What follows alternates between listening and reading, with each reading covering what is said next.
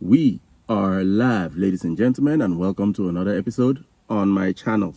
In this video, I'll give you updates on what my portfolio looks like. Now, I'm not going to show you everything, but you know about the stock I've been dealing with, the Russell 2000 and the KSS that I told you I was going to buy, which I bought some time ago, calls, and I just bought a new one, which I wanted to talk about in my last video, but because of the little accident I had, I couldn't talk about it.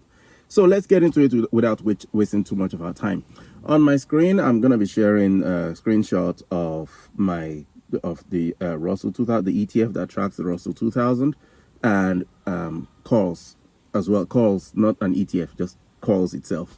And if I have time, I'll talk about BITO or BITO, the ETF I wanted to talk about the last time. So on the screen here, I'm going to show you like I've done before.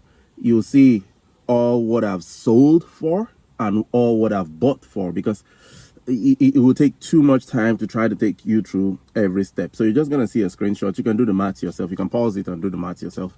So if I'm going to show you everything that I have sold for, now bear in mind, maybe I didn't tell you this before, but Russell 2000 was taken away from me, or I sold it, or it was called away from me. I bought it sometime in late March for 174, and I sold it a few weeks ago for 174.50 was what I bought it for late March, and I sold it a few weeks ago in June for 179. So the profit on top of that, as far as the capital or the stock itself, capital appreciation, is 450. Now that's besides the options that I'll be talking about now. So on the screen here, you see all the sold. Let me give you all the sold that I've done first. And if you look at that for the month of, we can do, I just want to do June, but there's a screenshot there for part of May as well. So we might include, just for you to see a little bit of what has happened in May. So you see what I've sold for in May. You see 29, 56, 73, 82. I think that's from the 12th of May there. And if I shift this to what I bought, so when you buy something, money leaves your pocket. When you sell something, money comes into your pocket.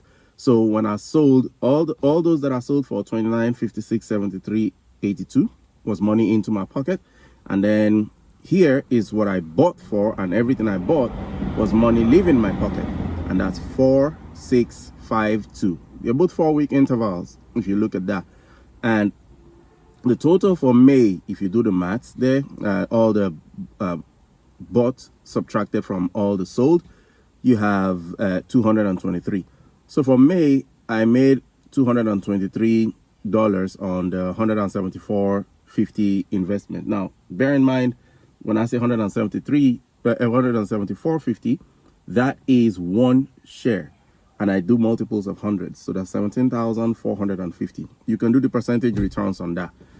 Now, and I told you as well that I sold it for 179 a few weeks ago. That's 17,900. Okay, 450. Just park that aside. So for May, I made 223 as far as cash flow. Here's a screenshot of June, and if you add all that together as well for June, what I have sold, you see the numbers there. And if I switch it to what I have bought, you also see the numbers there. So if you add all that I've bought and subtract it from all that I've sold, I made a total of $255 in June. Now, this is in spite of the fact that the Russell 2000 ETF had been taken away from me. I am still making money on top of that. And in the screenshot there, you'll see for July. So we're in July now, and I'm still making money on top of the same stock. Now, it's been I don't own it, but I start selling puts on it until it comes back, and I'm able to buy it back again and start selling calls on it. So that is it for IWM. May, I made 223. June, I made 255. And for capital appreciation, you're talking 450 for a $17,450 investment. Now, that's not too bad. Now, let's go to the other stock I was talking about, which is KSS calls. If you look at the screenshot here, I will show you everything that I bought for the month, that I sold for the month of May. Now you don't see the whole month of May because I couldn't put everything on there, but just for the last 3 weeks, you see it's 21, 35, and 30. That's what I sold for. But what I bought for is 443. If you do the maths, it's $75. So, and I bought KSS for 19, which means I bought it for 1,900. So 100 shares of 19 is 1,009, one contract, and I'm able to make 75 in May. In June, if you look at this screenshot for June, you can see what I sold for the month of June: 8, 7, 29, 7.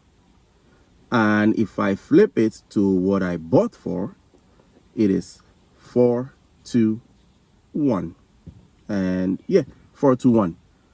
If you do the maths, subtract all the bought from all the sold for the month of June for KSS, you have 44. So I made $44 on a $1,900 investment. If you look at the month of May, for the month of May, you can see what I sold for. It's 30, 35, 21, and what I bought for is 443. If you do the maths, it's 75. So another $75 a month on that. Now it's you know, it's not even up to 100, but look, just think of in terms of percentages. If you add 10 to that, that's 19,000, which means you need to add 10 to all the profits you're looking at. So for the month of May, I made 750. For the month of June, I made 440. This is not a bad investment at all. And that was June. I bought it at the beginning of June. But remember, before I buy any stock, I've been selling puts on that stock. So I've been making money for months or weeks on that stock before it finally gets sold to me. And what so happened is KSS has been taken away from me now, so I had to sell it. I allowed it to go for $21 a few days ago as well. So that's for $2,100. So I bought it for $1,009 and I sold it for $2,001. That's on the capital appreciation side of it now. Now, despite the fact that I've sold it, if you look on this at the screenshot, you see July. I am still making money on top of that again because I've started selling puts on top of that stock that I don't own. So that being said, let me just talk a little bit about BITO. I think I'll show you a screenshot there. So I bought BITO was going for I believe I bought it for, I can't remember what I bought it for a few weeks ago, 1,400 or 1,500. BITO is an ETF. They call it an ETF, but basically it's a futures kind of, it's comprised of futures, Bitcoin futures, not Bitcoin coin itself, Bitcoin futures that tracks the price of Bitcoin. Now, not one for one, not like if Bitcoin goes 40%, then it's going to go 40% as well. So it's not the same price as Bitcoin, but the chart is kind of similar if you do your research.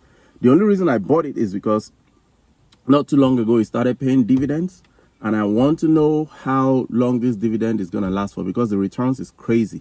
Take a look at the screenshot you have in front of you. So you see the price of Bitcoin there, of BITO there, and then look at the dividend it's paying. So on the 11th, today is the 9th, Sunday, tomorrow is the 10th. So on Tuesday, they're going to pay me $66 for the BITO that I'm holding. Now, it has appreciated in value, just like Bitcoin has appreciated. And if Bitcoin goes down, BITO goes down as well. But I'm not cash flowing. I'm not trading options on top of that to cash flow. The cash flow for that is the monthly payment. Last month, it paid 42. This month, it's 66. So the dividend differs depending on the price of the BITO. If the price goes up, the dividend goes up. If the price drops, the dividend drops. But instead of owning Bitcoin, I just thought instead of owning Bitcoin that is not cash flowing, I might as well just own this one and be collecting the monthly dividend and see how far that lasts. Look, it can stop paying dividend next month or whatever. It's not gonna, it's me just playing around with stock. As an investor, every once in a while you have one or two stocks that you're just messing around with, and that's the fun of it. So that brings me to the end of this video. Hope you enjoyed it. Hope you learned a thing or two. Again, if you want to learn how I do this, give me a shout. If you don't want to give me a shout, that's your problem. It doesn't bother me one bit. See you on the next video. Sayonara.